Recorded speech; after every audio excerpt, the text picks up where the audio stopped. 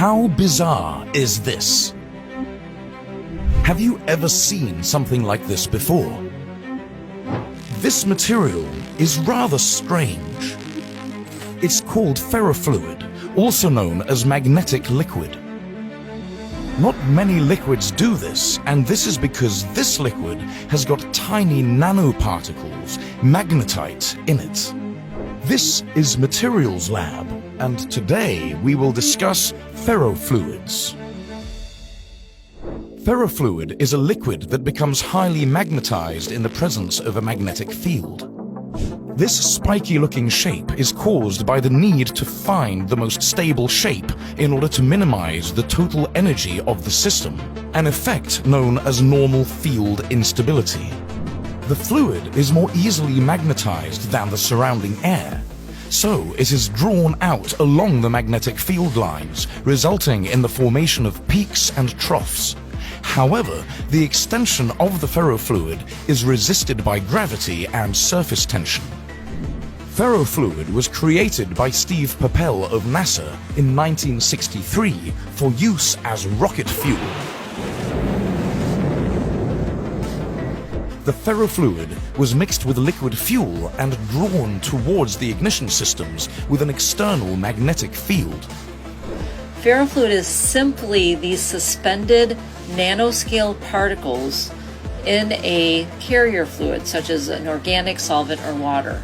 These nanoscale particles are usually iron compounds such as magnetite or hematite. It's actually the same iron that you can find in beach sand. Ferrofluids have now found use in many applications, from small electronic devices to spacecrafts to cancer treatments to art. It's quite possible that you have some ferrofluids in your house right now. You can find them in hard drives, where they are used to seal the interior of the device. When magnetized, they form a barrier to dust and dirt, which could damage the delicate plates.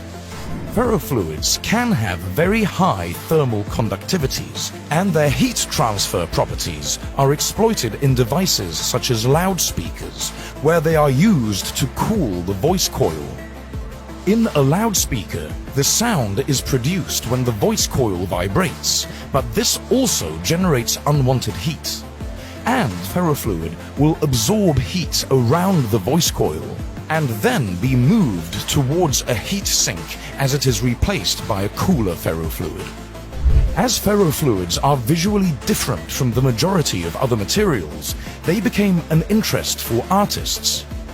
Nikola Illich came across an online video of moving ferrofluid sculptures by Japanese artist Sahiko Kodama, with black liquid rising into swirling bristles that joined into quivering spikes.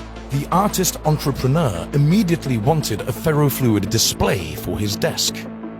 A few years later, he created a company that sells ferrofluid in glass jars for those who are interested in seeing how it practically works.